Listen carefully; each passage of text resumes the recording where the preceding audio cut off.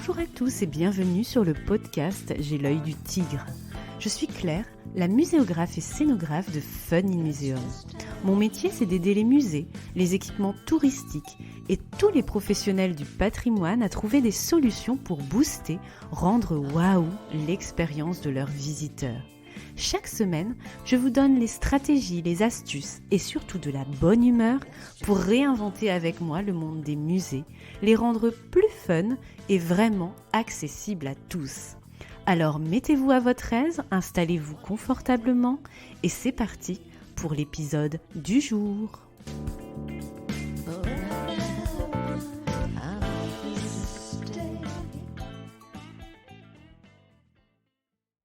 Bonjour et bienvenue dans la nouvelle saison de J'ai l'œil du tigre, premier podcast de 2022. Je suis ravie de vous retrouver. Je te souhaite bien sûr une très belle année, qu'elle soit remplie de petits et de grands bonheurs, de belles rencontres, d'éclats de rire et de bonne humeur bien sûr. Je te souhaite de l'épanouissement, tant sur le plan personnel que professionnel, notamment ici avec moi où je vais tout faire pour t'aider à briller, à mieux briller peut-être dans ce secteur culturel, des métiers des musées, des expositions et du patrimoine. Alors, ready to shine? Justement, vous le savez peut-être déjà si vous me suivez sur les réseaux sociaux, ready to shine est mon mantra pour cette année 2022, mais c'est aussi le nom d'un nouveau format pour le podcast J'ai l'œil du tigre que vous allez justement découvrir aujourd'hui.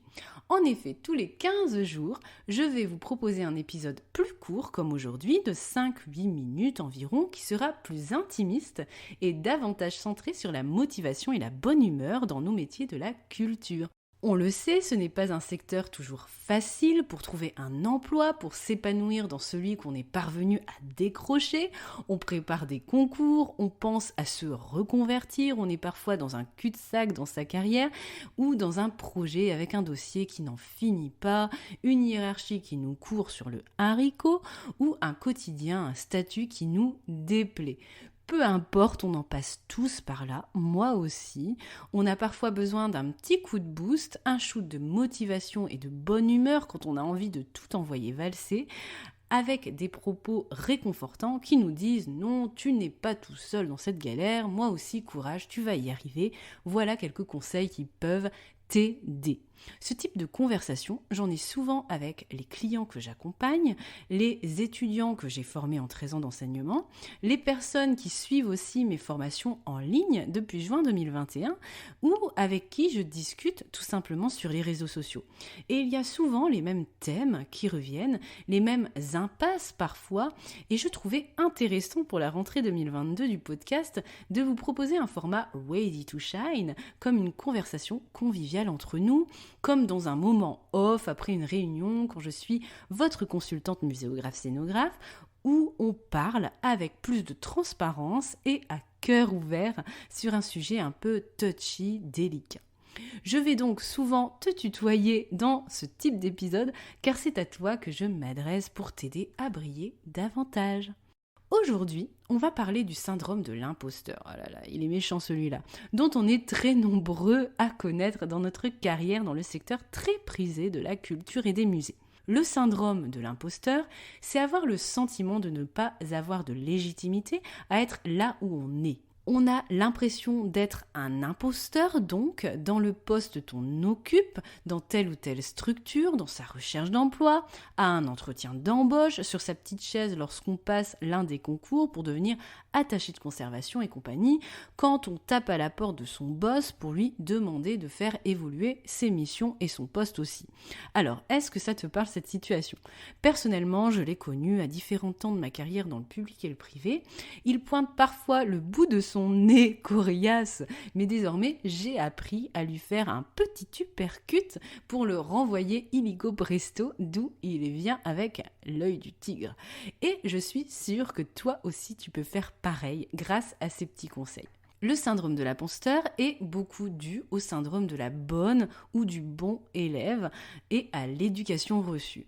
On pense toujours qu'on doit travailler très dur, souffrir le martyre pour avoir quelque chose et atteindre un objectif. Alors oui, bien sûr, rien ne s'obtient sans un minimum d'effort, mais parfois on n'est juste pas là au bon moment, on n'a pas les bonnes personnes en face de nous, c'est pas le bon timing tout simplement.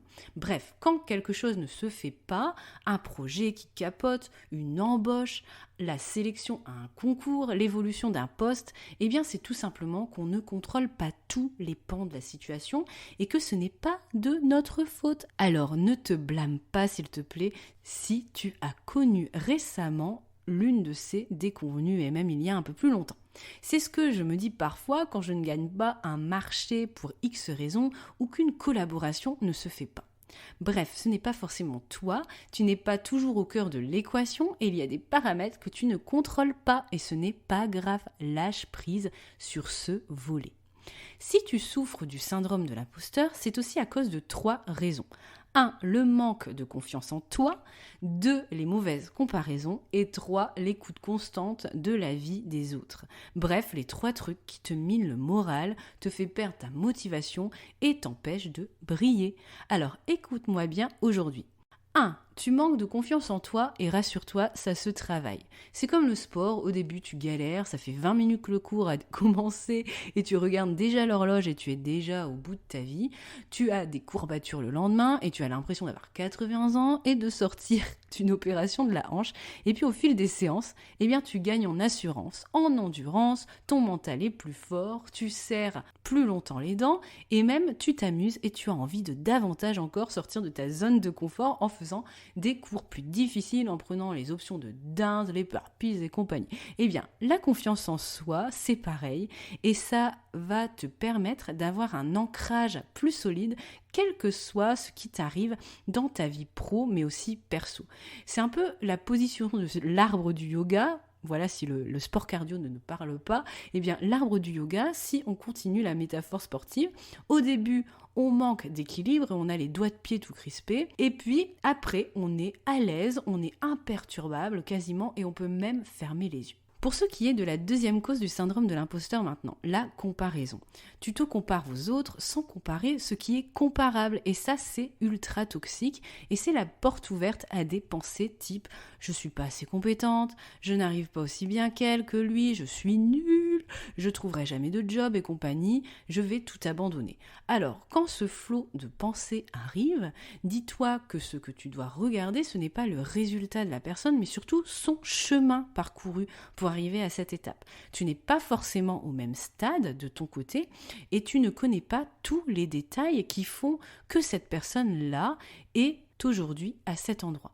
Par exemple, de mon côté, ça fait 15 ans maintenant que je travaille dans le secteur des musées. J'entame ma 7e année d'entrepreneuriat, déjà, j'ai pas vu le temps passer. Et je peux te dire que moi, il y a 15 ans, 10 ans, 5 ans, et même l'année dernière, en 2021, eh bien, c'est le jour et la nuit à chaque fois. Alors, ne te mine pas avec le résultat, apprécie aussi le voyage et apprécie ton évolution au lieu de te comparer avec quelqu'un d'autre, tout simplement. 3. Enfin, l'avis des autres. Alors, loin de moi de dire qu'avoir un feedback extérieur n'est pas important, au contraire, je passe souvent du temps dans mon activité à faire des enquêtes, des formulaires de satisfaction auprès des clients, etc. Mais il y a avis et avis. Ne te mine pas avec l'avis de Tata Janine qui ne connaît rien à ton secteur ou à ton métier, ou même parfois à certains élus, relativise les avis notamment négatifs et démotivants. Souvent, dans ces cas-là, l'avis exprimé n'a rien à voir avec toi, mais c'est juste le reflet de celui qui parle, de ses peurs, de ses frustrations parfois, et même de ses fausses idées. Alors, fais le tri et entoure-toi de personnes positives qui t'inspirent et t'aident à mieux briller. Et voilà pour ton shoot de paillettes et de bonnes ondes pour cette nouvelle semaine. J'espère que ce nouveau format plus court et plus intimiste t'a plu. N'hésite pas à me partager des idées de sujets d'interrogation pour cette nouvelle rubrique Ready to Shine par mail ou sur les réseaux sociaux. Mes contacts sont en description de l'épisode ou sur le site web tout simplement. La semaine prochaine, on reprend le podcast habituel, mais on reste dans le bien-être avec une nouvelle invitée qui te veux du bien en parlant muséothérapie.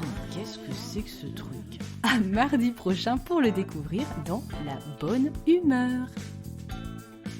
That's just how I feel.